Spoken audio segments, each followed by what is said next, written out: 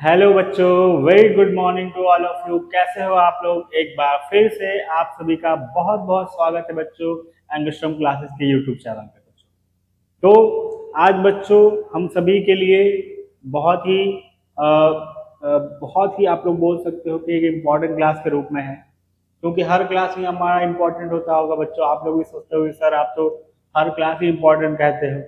बच्चों बात सही है, क्योंकि हम लोग जिस तरीके से पढ़ाई कर रहे हैं बच्चों वो एक एक बहुत ही बेस्ट तरीका है बच्चों, बहुत ही बेस्ट मेथड है। और चीज़ों को सीक्वेंस वाइज में उठा करके एकदम इनिशियल स्टेज से उठा करके और उसके जो है मतलब एंड तक लाना, ये अपने आप में, और सभी तार को जोड़ना, ये अपने आप में एक बहुत बड़ी बात है बच्चों, है ना। तो आपको मैं उसी तरीके से पढ़ाना पसंद करता हूँ जिस तरीके से बच्चों मुझे पढ़ना पसंद है। तो आज का क्लास इम्पॉर्टेंट इसलिए होने वाला है क्योंकि आज के क्लास में, पिछले क्लास में हमने chapter 2 nationalism in India start कर दिया था क्लास 10 के लिए। और जो बच्चों को नहीं पता है, हम लोग एनसीईआरटी के सीरीज को कवर कर रहे हैं बच्चों।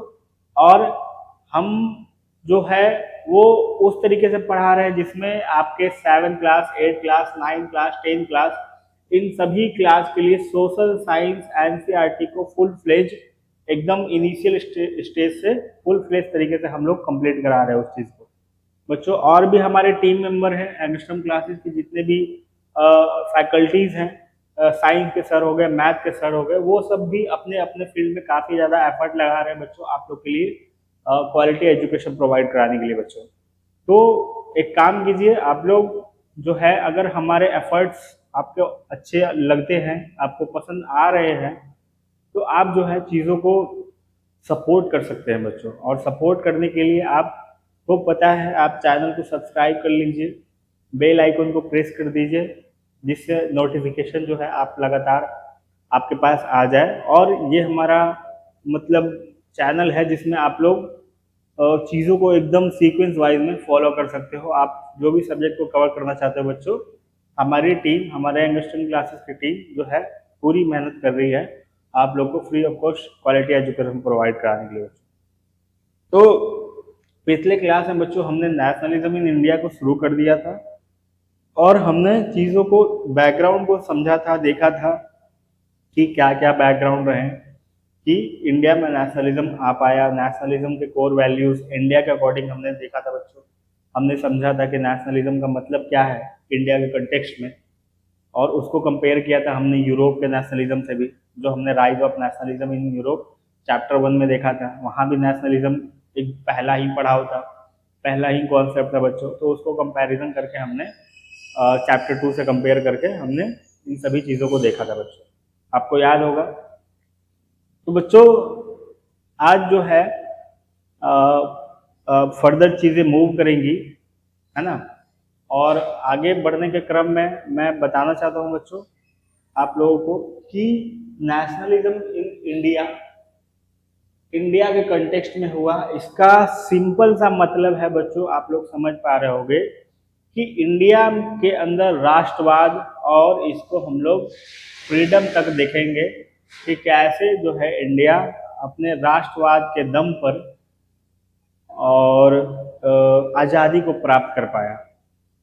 समझ गए बच्चों? तो इस तरीके से हम चीज़ों को देख रहे हैं। एक बार हम लोग रिकॉल कर ले तो अच्छी बात है ना। तो हमने क्या क्या देखा था?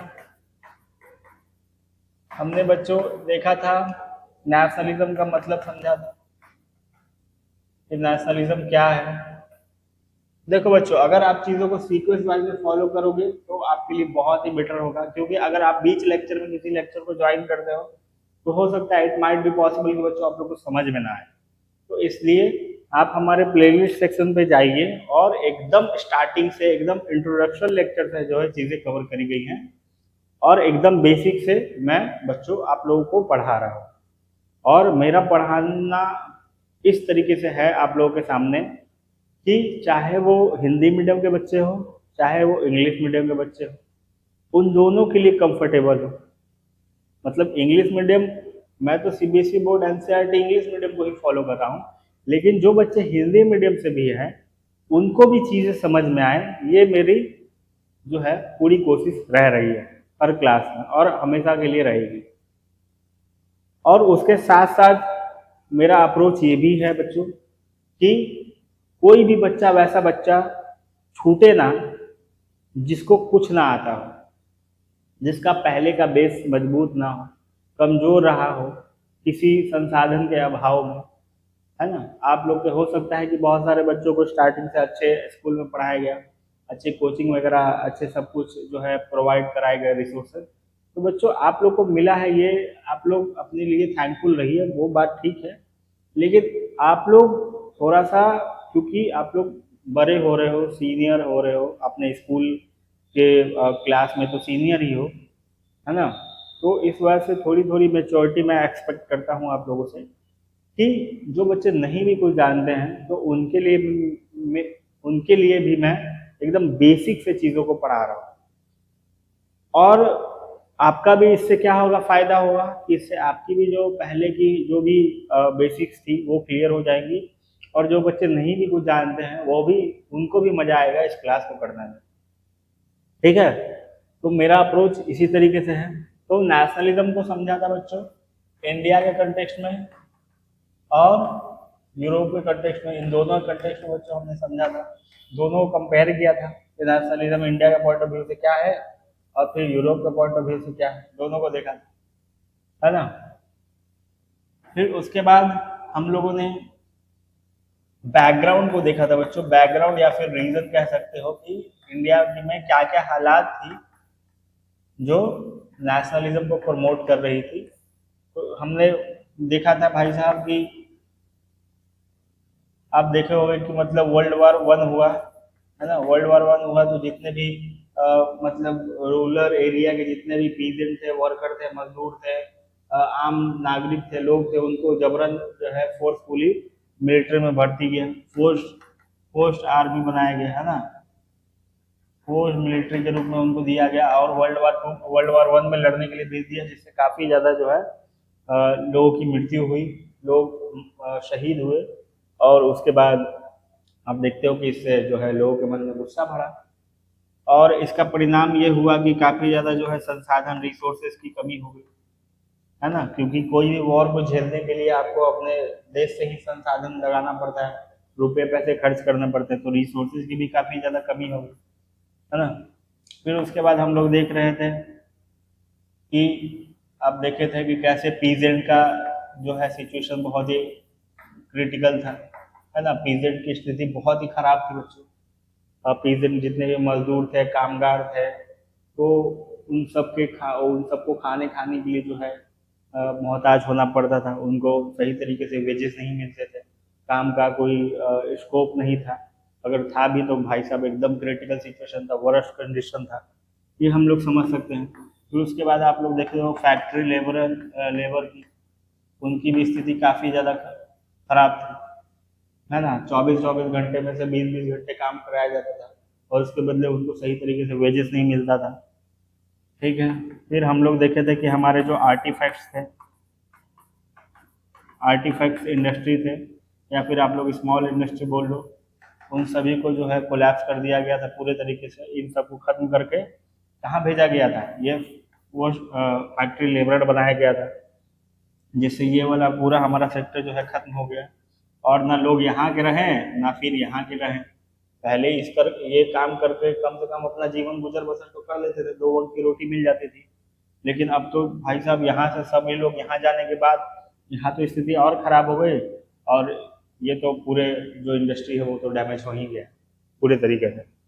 फिर हम लोग देखे थे बच्चों, क्या आप लोग बताइए, फिर हमने देखा था कि हमारे मिलेट्स जो थे, मिलेट्स को खत्म करके कैश क्रॉप को इंट्रोड्यूस किया गया, कैश क्रॉप्स को इंट्रोड्यूस किया गया, है ना।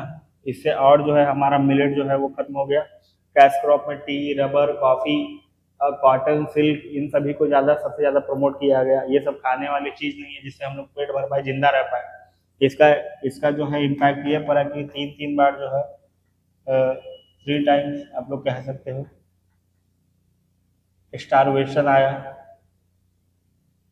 है ना। इंडिया में भूखमरी आई, अकाल आई, तो ये सारे मेन मेन आपके रीजन थे बच्चों। फिर और भी रीजन में आप लोग देखे थे कि जबरन जो है इंडिगो की जो है खेती कराई जा रही थी। इंडिगो की 3 कठिया व्यवस्था था, जिसमें आपको मान लो कि 1 कट्ठा जमीन है तो उसमें से उसके 1/3 भाग में जो है आपको खेती करनी पड़ेगी इंडिगो की। और नील की खेती का परिणाम ये होता है बच्चों कि एक बार खेती कर लोगे तो 4 साल 5 साल तक वो जमीन बंजर हो जाता है, फिर आप उससे कोई जो है क्रॉप नहीं उगा सकते, कोई फसल उत्पादन नहीं कर सकते। तो इससे काफी ज्यादा किसानों को नुकसान हुआ। फिर आप देख रहे थे कि वुमेन की स्थिति काफ़ी ज़्यादा क्रिटिकल थी, उनको कोई मतलब वुमेन एम्पावरमेंट का कोई स्कीम नहीं था, और लोग जो है महिलाएं जो है काफ़ी बुरे कंडीशन में थी, इनका भी क्रिटिकल सिचुएशन था। एजुकेशन के मामले में जो है इंडिया काफ़ी ज़्यादा पीछे था। जब इतना सारा कुछ खराब होगा तो एजुकेशन का अच्छा कहाँ से होगा, सही सिंपल सी बात है। तो ये सभी चीज़ें बच्चों बैकग्राउंड में चल रही थी, और सबसे बड़ा रोल निभाया आपका वर्ल्ड वार 1, है ना। ये वर्ल्ड वार 1 कब हुआ, स्टार्ट हुआ बच्चों 1914 से 1918 तक चला वर्ल्ड वार 1। अब इसी दौरान देखोगे कि काफी ज्यादा जो है रूरल एरिया से लोगों को, आम जनता को उठा उठा करके सेना में जबरन भर्ती करा गया, और भर्ती कराने के बाद उनको मुआवजे के तौर पे कुछ मिला तो नहीं, लेकिन हर परिवार का जो एक बेटा है वो चला गया, स्वर्ग सिधार गया, वो परलोक को प्राप्त हो गया बच्चों। तो इस वजह से एक फैमिली जो है काफी ज्यादा एलियनेस की शिकार हो गई, काफी ज्यादा जो है फैमिली टूट गई, बिखर गई। तो क्या आपको इमेजिन करो, अगर घर का कोई बड़ा बेटा और 4-5 लोग का घर है, और कोई बड़ा बेटा सैनिक में भर्ती हो जाए और वही शहीद हो जाए, तो फिर कैसा लगेगा। और सैनिक जो भाई साहब, चलो आज के टाइम में तो वो चीज़ ठीक है कि भाई साहब सरकार उसके लिए मुआवजा देगी, या फिर लड़का का अपना मन है सेना में जाना है स्टार्टिंग से, लेकिन जबरन आपको भर्ती कराया जाए, और वो सरकार जो आपको पहले से गुलाम बना के रखी है, तो उसमें और ज़्यादा जो है काफ़ी बुरी स्थिति हो जाती है बच्चों। तो ये सारी बैकग्राउंड में चीज़ें चल रही थी। अब इसका असर ये हुआ बच्चों कि आप यहाँ से देखोगे कि गांधी जी जो है एंट्री लेते हैं यहाँ पे, गांधी जी, है ना। तो गांधी जी के बारे में थोड़ा हम लोग जानते हैं बैकग्राउंड, या महात्मा गांधी आप लोग कह सकते हो, गांधी जी की कहने के बजाय।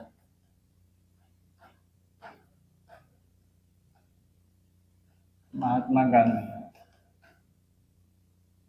देखो बच्चों, आप लोग जानते हैं, हम लोग बेसिक बेसिक चीज़ों पे बात नहीं करेंगे। पोरबंदर के शहर में इनका, गुजरात के पोरबंदर में इनका जन्म हुआ था।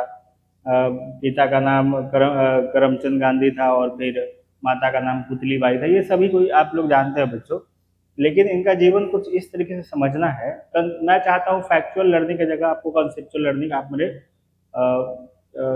पढ़ाने के तरीके को आप लोग समझते हो बेटर तरीके से। अब आप हम लोग काफ़ी ज़्यादा जो है इंटरेक्टिव हो चुके हैं, हमारा रिलेशन, हमारा बॉन्डिंग जो है काफ़ी ज़्यादा डीप हो चुका है बच्चों, तो आप हमारे चीज़ों को समझते हो बेटर तरीके से। तो हम लोग फैक्चुअल पे ज़्यादा बात नहीं करेंगे, फैक्चुअल वो आप लोग कहीं से भी उठा सकते हो, देख सकते हो।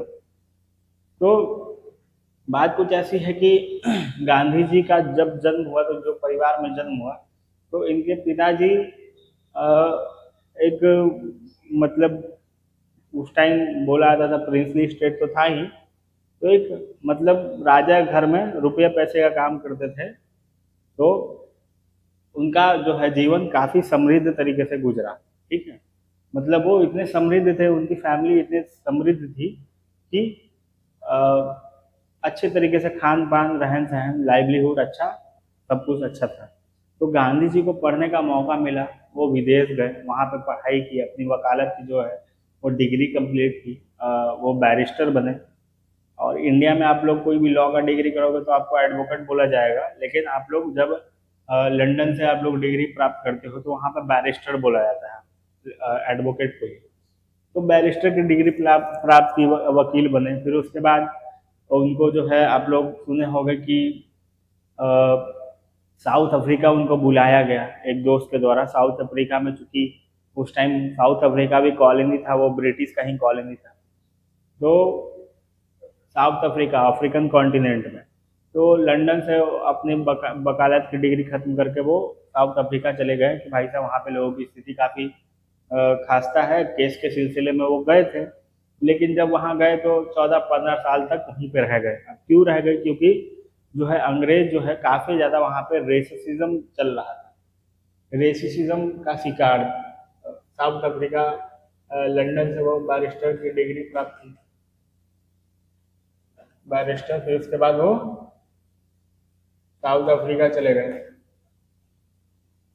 साउथ अफ्रीका जाने के बाद वहाँ पे रेसिज्म काफ़ी ज़्यादा था, यहाँ पे रेसिज्म काफ़ी ज़्यादा था, है ना। तो रेसिज्म मतलब होता है बच्चों नस्लवाद, नस्लवाद या फिर नस्ल भेद, यानी कलर के आधार पे, रंग के आधार पे लोगों से भेदभाव करना। जैसे इंडिया में भेदभाव होता है, आप लोग देखते होंगे अपने आसपास समाज, ये तो भेदभाव से भारत जो है भरा पड़ा है ना। तो भेदभाव होता है यहाँ पे अमीरी गरीबी के आधार पे, धर्म के आधार पे और प्लस में जाति के आधार पे। ठीक है, तो यहाँ तो भेदभाव कूट कूट कर भरा हुआ हर एक जगह पे। लेकिन साउथ अफ्रीका में भी चूंकि ब्रिटिश जो है वो वाइट लोग थे, और साउथ अफ्रीका के लोग जो है इक्वेटर की वजह से वहाँ के लोग का कलर जो है वो डार्क होता है, एक मेलानिन हार्मोन वर्क करता है जिसकी वजह से वो लोगों का कलर डिसाइड होता है। अब सोचो कि इतना साइंटिफिक लॉजिक जो है उन लोगों को समझ में नहीं आया, और वाइट को कहते थे कि वो सुप्रीम रेस है, और जो ब्लैक है वो मतलब बहुत ही नीचे ग्रेड का आदमी है, वो सुप्रीम नहीं होता है, वो लो लेवल का होता है। अब ये कोई बात हुई, ये कोई तुक हुई है कि हम रंग के आधार पर किसी भी लोग से भेदभाव करेंगे? तो वहाँ पर रेसिज्म काफ़ी ज़्यादा आतंक मचाए हुए था। ब्रिटिश जो है साउथ अफ्रीकन लोगों को, जो लोकल है वहाँ के, उन्हीं के साथ भेदभाव करते थे। उनको नौकरी में जगह नहीं देना, उनको सरकार में जगह नहीं देना, उनको पढ़ने लिखने का अधिकार नहीं देना, उनको कहीं बैठने उठने का अधिकार नहीं देना, ट्रेन में सफ़र करने का अधिकार नहीं देना। चूँकि गांधी जी, एक इंसिडेंट आपको पता चलता है कि गांधी जी भी जो है वो मतलब उतने ब्लैक तो नहीं थे, लेकिन फिर भी वो एशियन रेस के थे, तो उनका कलर जो है ब्रिटिश के अकॉर्डिंग थोड़ा डल ही था, क्योंकि हम इंडियंस का कलर कलर ब्रिटिश की तरह थोड़ी होगा। तो गांधी जी का भी कलर वही था, तो गांधी जी भी ब्लैक की गिनती में ही आ गए वहां पे। और ट्रेन में जब एक सफ़र कर रहे थे, एक इंसिडेंट तो हुआ ये कि उनको धक्के मार के ट्रेन से बाहर निकाला गया, जबकि उनके पास बाजाबता टिकट था, सफ़र करने की जो है परमिशन थी, सब कुछ था। तो वहाँ से गांधी जी को काफ़ी ज़्यादा झटका लगा, और झटका लगने के बाद उन्होंने इसका उपाय करने का सोचा कि भाई साहब इसके लिए क्या किया जाए। तो उन्होंने काफ़ी सोच विचार करने के बाद अपना मोर्चा खोल दिया, और यहाँ पे सत्याग्रह, एक टर्म आप सुनोगे, सत्याग्रह के सहारे जो है ब्रिटिश को काफ़ी ज़्यादा रेजिस्ट किया, है ना। मतलब ब्रिटिश का काफ़ी ज़्यादा रेजिस्टेंस हुआ सत्याग्रह के सहारे। सत्याग्रह एक आपका रेजिस्टेंस मेथड है बच्चों, जिसमें सत्य के साथ आग्रह करना होता है। अब वो आग्रह कोई पोलाइट आग्रह नहीं होगा, वो आग्रह होगा अपने नेचर में थोड़ा उग्र, रेडिकल, है ना। लेकिन सत्य के साथ हम जो है चीज़ों को दिखाएंगे, बताएंगे, अपोज वैसा नहीं करेंगे कि मारपीट पे उतर जाएंगे। लेकिन हाँ, जो बात फैक्ट है वो बात फैक्ट रखेंगे, और डरेंगे नहीं, और जो बात करने का तरीका होगा वो भी मेरा थोड़ा उग्र होगा, रेडिकल होगा। तो इसी मेथड को हम लोग सत्याग्रह कहते हैं। तो वहाँ पे सत्याग्रह के सहारे जो है गांधी जी अपने कुछ सहयोगियों के साथ ब्रिटिश को वहाँ पे काफ़ी ज़्यादा 14-15 साल तक अपोज किए, रेजिस्ट किए। उसकी वजह से वहाँ पे बहुत सारे नियम कानून बदले, क्योंकि वो पढ़े लिखे व्यक्ति थे, बैरिस्टर थे, पेशे से वकील थे, तो इस वजह से उनकी बातें भी सुनी गई, रखी गई, कही गई। तो इस वजह से लोगों का, उन्हें आम जनता का बहुत बहुत ज़्यादा सपोर्ट मिला, और वो काफ़ी ज़्यादा चर्चित हो गए इस दौरान।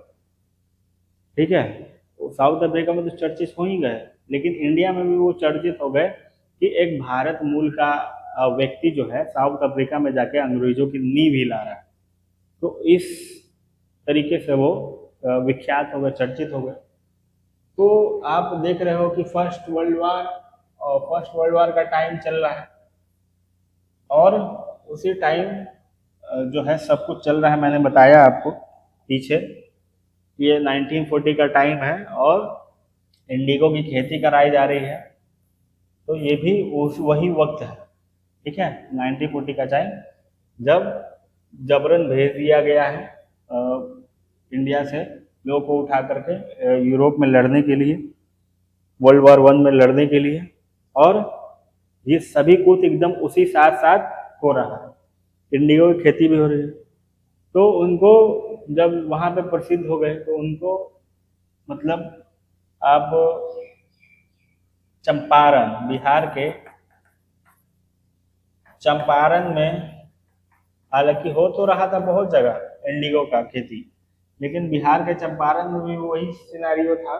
तो इस वजह से वहाँ के जो है एक प्रमुख व्यक्ति थे, वो उन्होंने क्या किया, इनको न्योता भेजा गांधी जी को कि गांधी जी अ, आप आइए, जो आपका ये मूल देश है, और यहाँ पे आपके देश में भी काफ़ी ज़्यादा जो है चीज़ें क्रिटिकल है, बहुत व्यवस्था खराब है।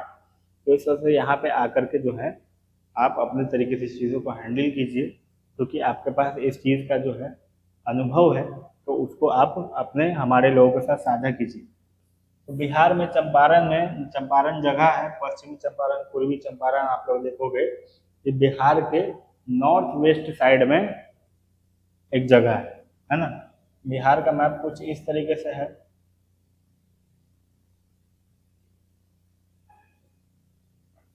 इस तरीके से बिहार का मैप है। तो यहाँ पे आपको पश्चिमी चंपारण, यहाँ पे पूर्वी चंपारण आपको मिलेगा, ये नॉर्थ वेस्ट में है। तो यहीं पे जो है बुलाया गया, तो गांधी जी को जब ये न्योता मिला, वो गए, और वो जाने के बाद यहाँ पे उन्होंने पहली बार 1914 में वो इंडिया आए, लौटे इंडिया, है ना। और 1915 में आप लोग देखोगे कि चंपारण सत्याग्रह गांधी जी के द्वारा शुरू हुआ।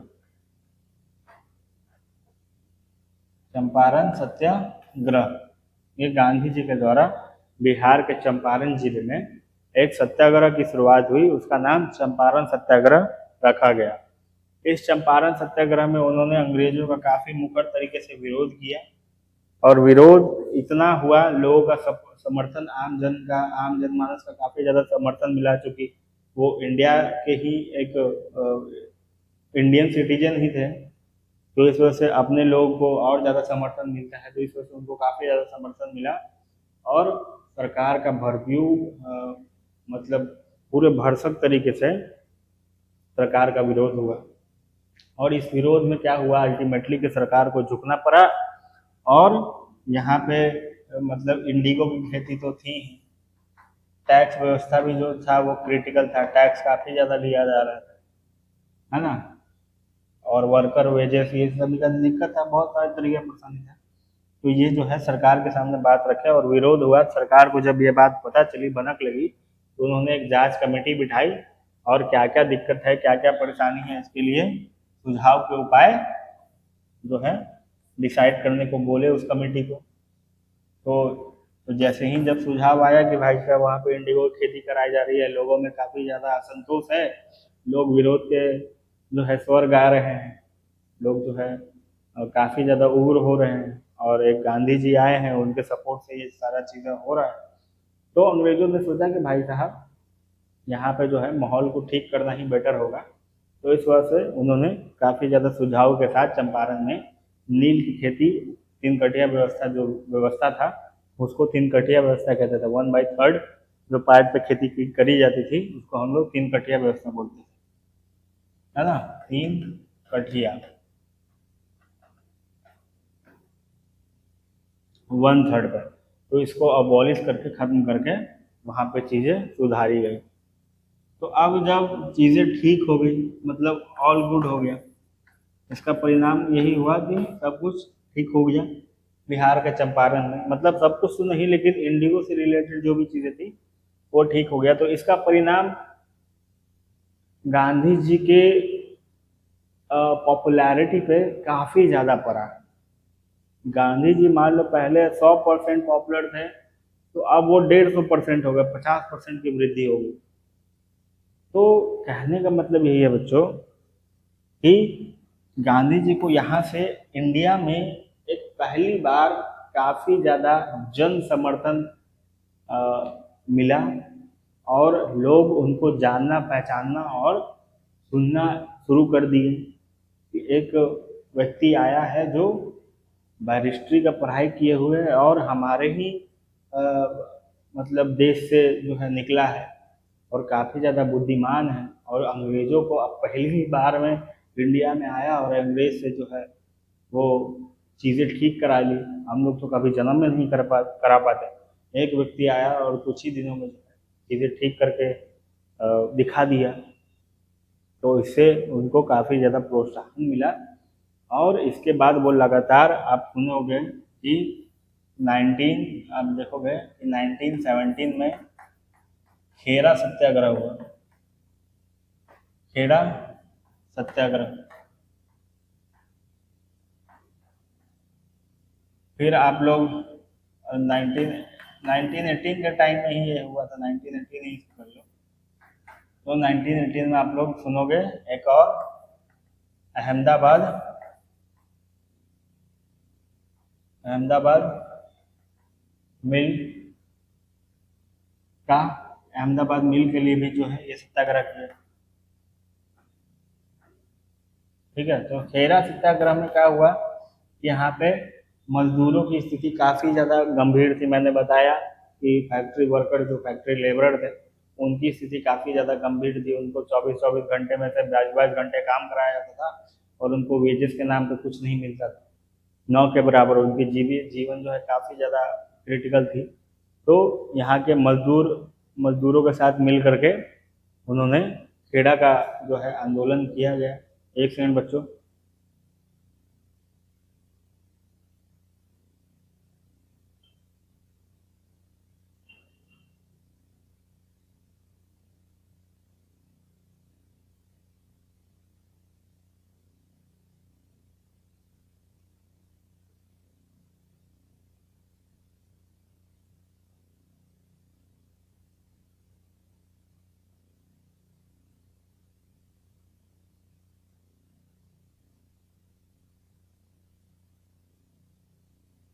तो देखिए ये जो सत्याग्रह हो रहा था बच्चों, तो ये 1918 में हुआ, और चंपारण सत्याग्रह आपको 1915 में, मैंने बताया आप चंपारण को 1917 में कर लो। चंपारण बच्चों 1917 में ये सत्याग्रह हुआ है। ठीक है, और खेरा और अहमदाबाद मिल सत्याग्रह ये दोनों साथ ही में हुआ है, मतलब एक ही तरीके का है, गुजरात में हुआ है ये चीज़। तो अब देखो है कि मिल मजदूरों की स्थिति काफ़ी ज़्यादा खस्ता थी, हालत बेकार थी। तो गांधी जी मिल के मिल मजदूरों के साथ, उनको प्लेग हो गया था, मजदूरों को चूहों की बीमारी थी, चूहों की संख्या काफ़ी ज़्यादा थी, और उनको दवा दारू के नाम पर कुछ नहीं था। तो इस वजह से मजदूर काफ़ी ज़्यादा परेशान हो गए, बहुत की मृत्यु हो रही थी, काफ़ी ज़्यादा संख्या में मजदूर मर रहे थे। तो इस वजह से सरकार के खिलाफ प्रोटेस्ट किया गया, और इस सत्याग्रह में जो है सरकार ने उनकी बात सुनी, और फिर चीज़ें ठीक हुई उनके लिए। तो इन दो चीज़ों ने, आप ये चीज़ आप लोग बच्चों नोट करते चलिएगा, कि जिससे आप चीज़ों को रिकॉल कर पाने में बेटर है। तो इन इन दो चीज़ों ने, ये गांधी जी से रिलेटेड बच्चों चीज़ें हैं, इन सभी चीज़ों ने गांधी जी को, मैंने गांधी जी के बारे में आपको बताया, महात्मा गांधी के, कि उन्होंने कैसे से स्टार्ट से कहाँ तक पहुँचा।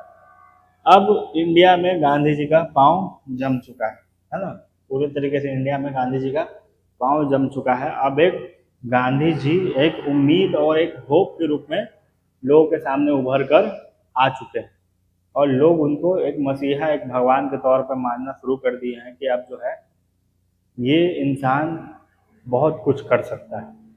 अब इस तरीके से उम्मीदें जाग उठी। अब हम लोग देखेंगे कि ये 1918 की बात हो गई। अब आप लोग सीक्वेंस वाइज में चीज़ें आगे बढ़ो। एक काम करो बच्चों, ये गांधी जी का सिनेरियो आप लोग देख लिया ना, ऐसे आपके लिए बेटर नहीं होगा। मैं आप लोग के लिए बेटर तरीका बताता हूँ क्या है, कि आप लोग एक काम करो, टाइमलाइन नोट करो, है ना। टाइमलाइन नोट कीजिए, मैं लिखवाता हूँ।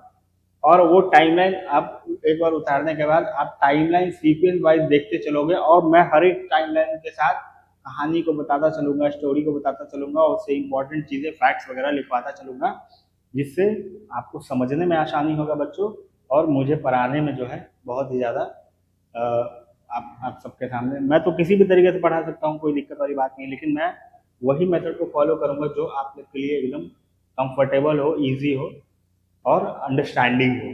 तो चलिए काम कीजिए, टाइमलाइन को नोट कीजिए, क्योंकि टाइमलाइन बहुत ही इंपॉर्टेंट है। तो देखो, लिखो, टॉपिक बनाओ, कॉपी पेन निकाल लिए हो तो आप लोग निकाल लीजिए। इम्पॉर्टेंट टाइमलाइन, ठीक है। तो सबसे पहले लीजिए बच्चों 1915।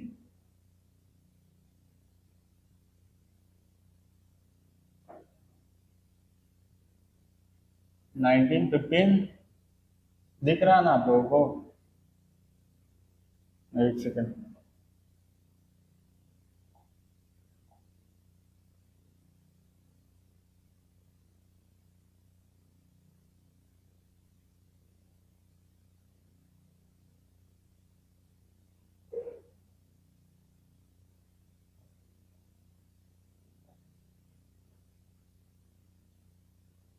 सबसे पहले दीजिए 1915।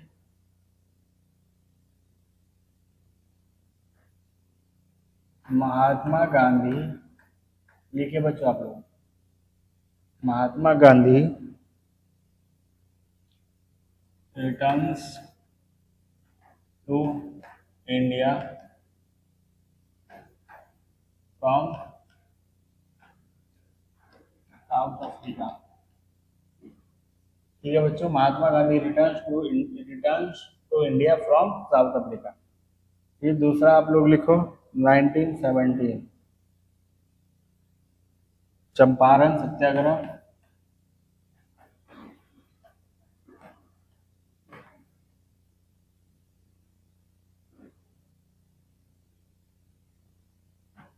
ग्रह बिहार अगेंस्ट इंडिगो प्लांटर्स। ठीक।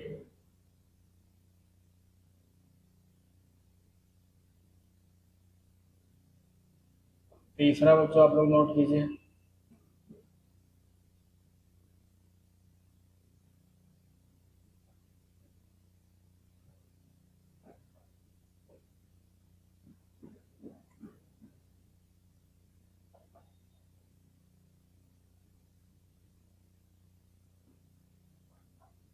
नाइनटीन एटीन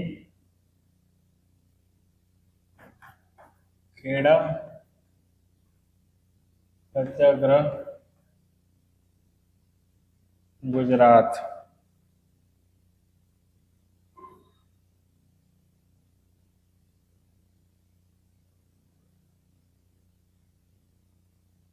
यहाँ पे लिखो Kheda Satyagraha Gujarat,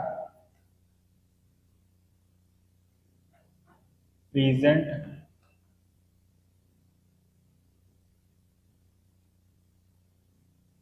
against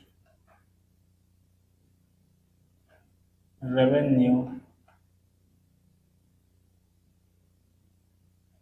during plague.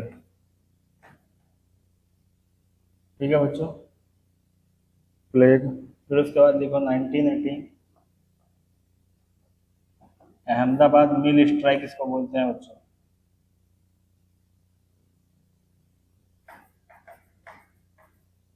Ahmedabad मिल स्ट्राइक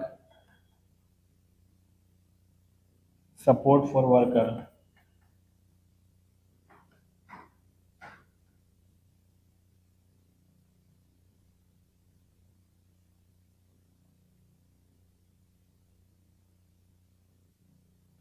नाइनटीन में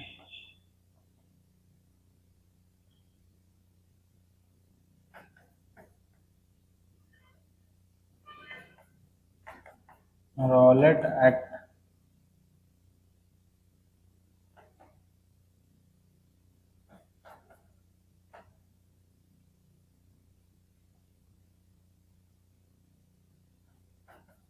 जलियां वाला बाग मैसेकर। जलिया वाला बाग मैसेकर। Rowlatt act.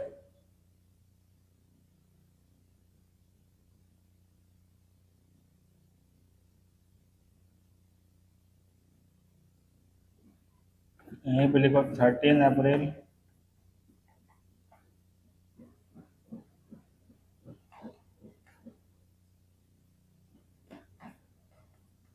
'खिलाफत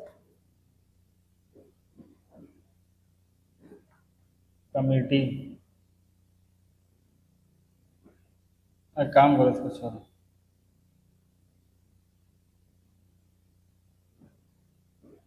देखिए हम खिलाफत कमेटी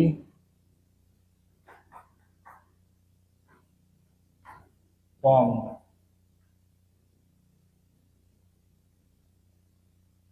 फिर आप लोग लिखिए 1920।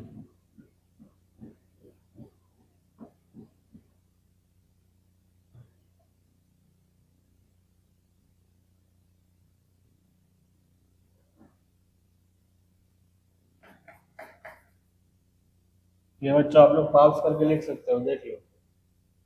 लो।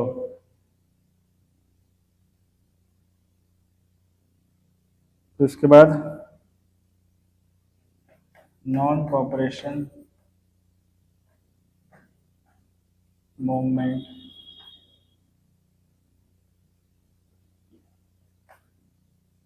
लॉन्च्ड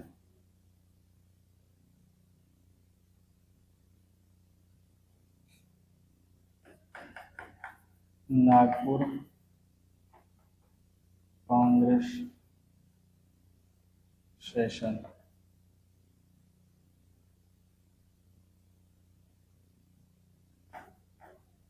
गांधी जी फूड्स एक शौकत अली।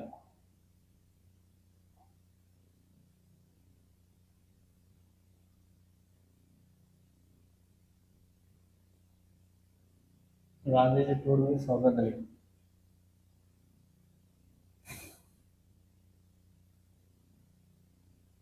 1921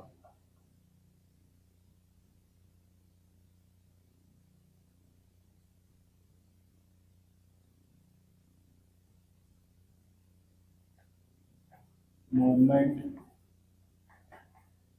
peak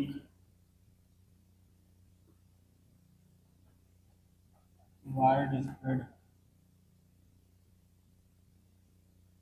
participation.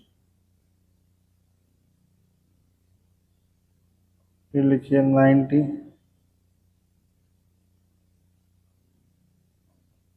फरवरी 1922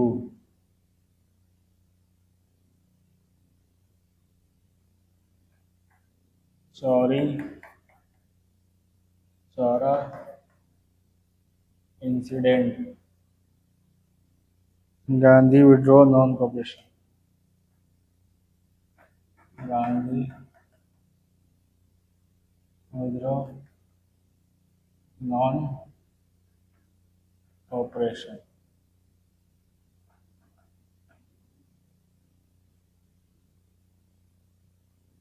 फिर आप लिखिए 1929 Lahore Congress.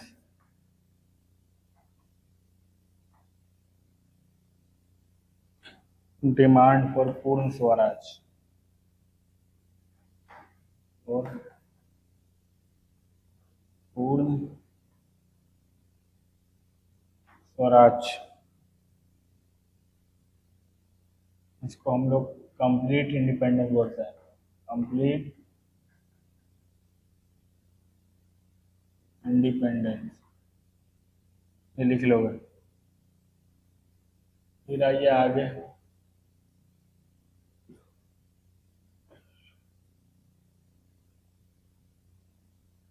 Nineteen thirty civil disobedience movement. Civil disobedience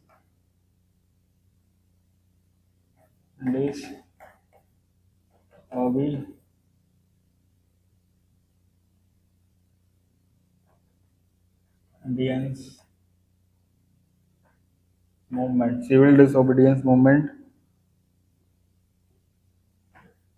with Dandi मार्च,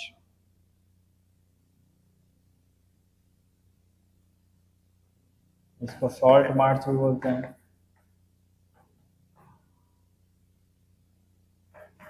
12 मार्च से 6 अप्रैल। फिर आप लोग लिखिए 1931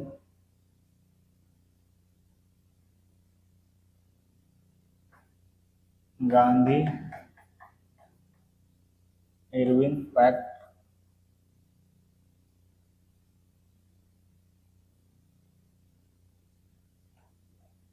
Gandhi attends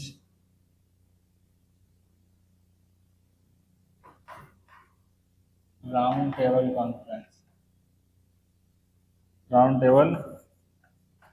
conference.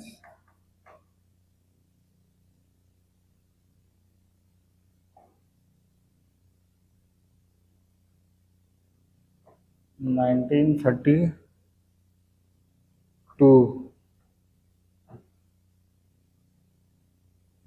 Poona pact,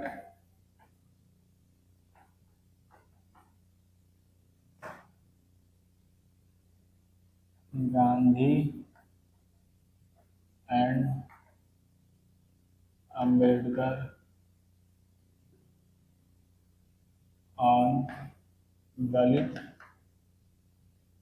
representation. ठीक है बच्चों। और 1930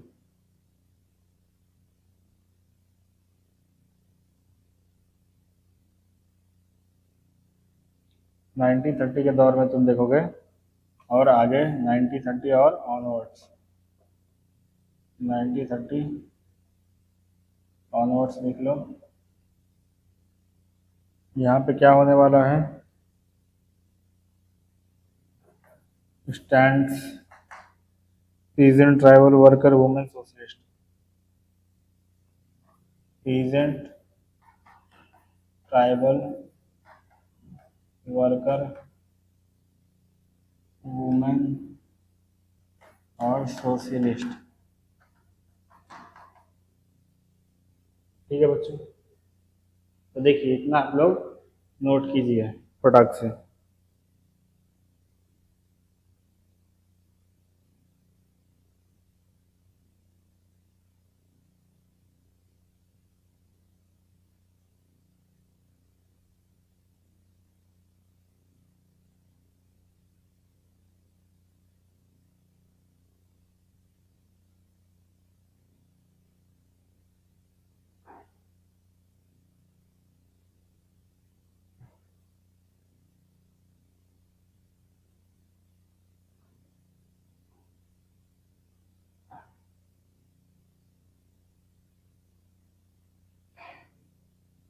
ये बच्चों आप लोगों ने लिख लिया। देखो आप लोग स्क्रीन से यहाँ पे पॉज कर करके लिख सकते हो, मैं स्लाइड करता जा रहा हूँ, देख लो।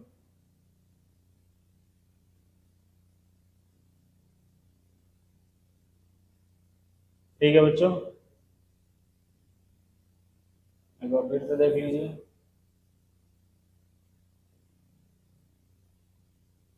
ठीक, यहीं तक।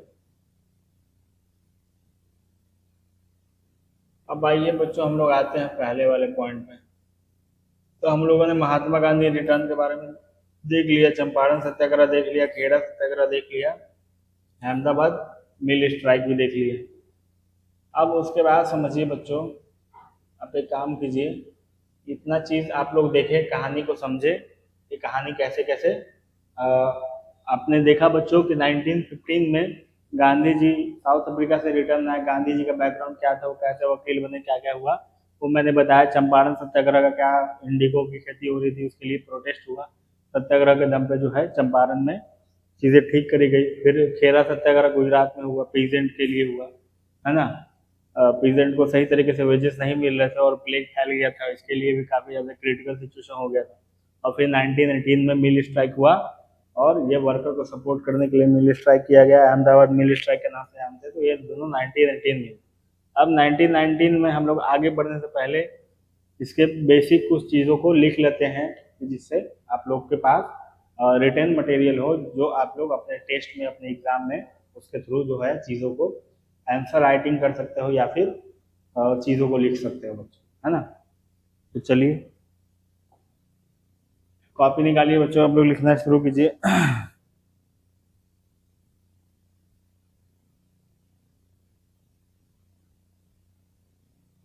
सबसे पहले लिखिए बच्चों,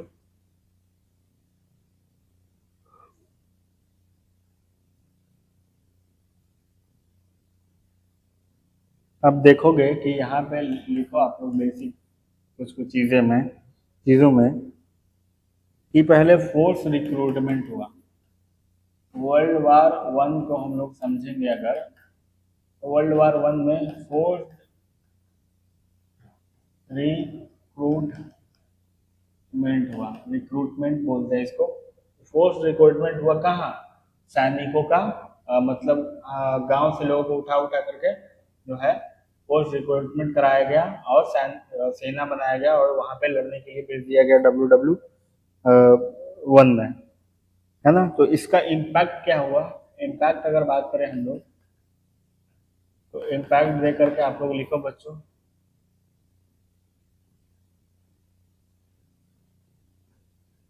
इम्पैक्ट ये हुआ कि इम्पैक्ट ये हुआ कि मनी और रिसोर्सेज पे इसका सारा प्रभाव पड़ा। प्राइस जो है वो सामान के बढ़ गए, क्योंकि सबसे ज़्यादा पैसा खर्चा होगा तो वो युद्ध के लिए लगाया जाए, प्राइस डबल हो गए। फिर दूसरा इम्पैक्ट हुआ कि आप लोग देखोगे कि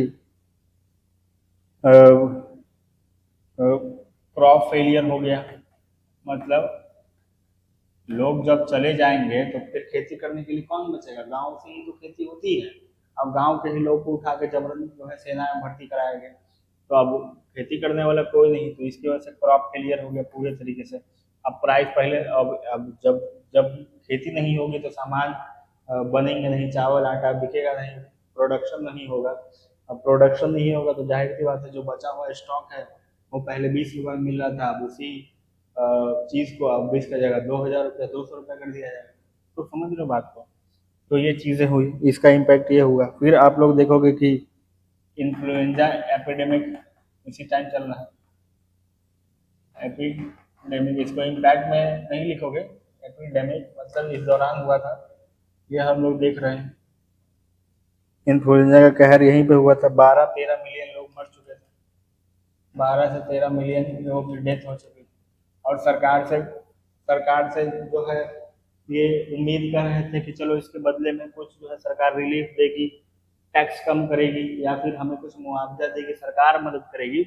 लेकिन सरकार ने ऐसा कुछ नहीं किया, और जो है रिप्रेशन दबाया गया, है ना, रिप्रेस किया गया लोगों को, और इनकी स्थिति और खराब हुई।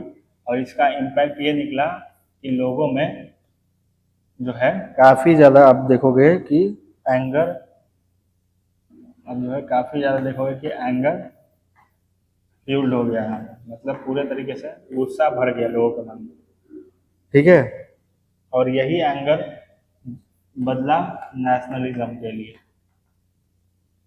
नेशनलिज्म को प्रमोट किया, नेशनलिज्म की विचारधारा बनी। तो समझ गए, WW1 जो है आप लोग देखते हो कि मतलब तात्कालिक कारण के रूप में, है ना, मतलब टेम्पररी आप रीजन के रूप में देखोगे कि जो है WW1 वर्ल्ड वार वन हुआ, इसमें फोर्स रिक्रूटमेंट और इम्पैक्ट इस सबका ये हुआ। इसके वजह से लोग जो है काफ़ी ज़्यादा गुस्सा हो गए, नाराज हो गए, हताश हो गए, है ना। और इस गुस्से को अब उन लोगों ने क्या किया, नेशनलिज्म की ओर मोड़ दिया। अब जो यही नेशनलिज्म देश प्रेम सिखाएगा, देश से प्रेम करना सिखाएगा।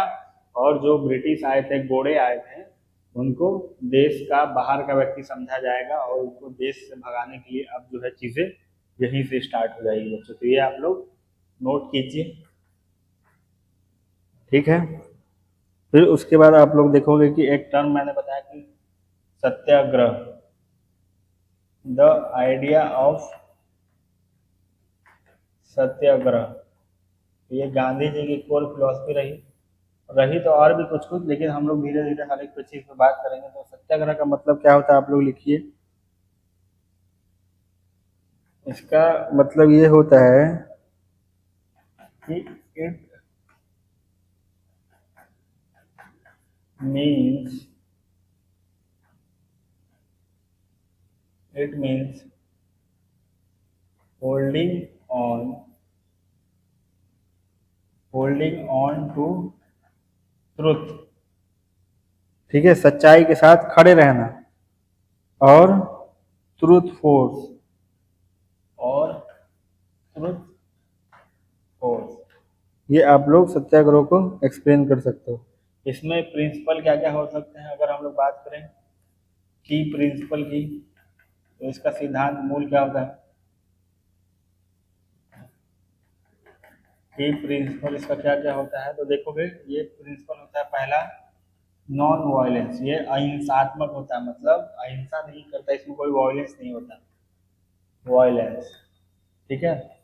दूसरा आप लोग देखोगे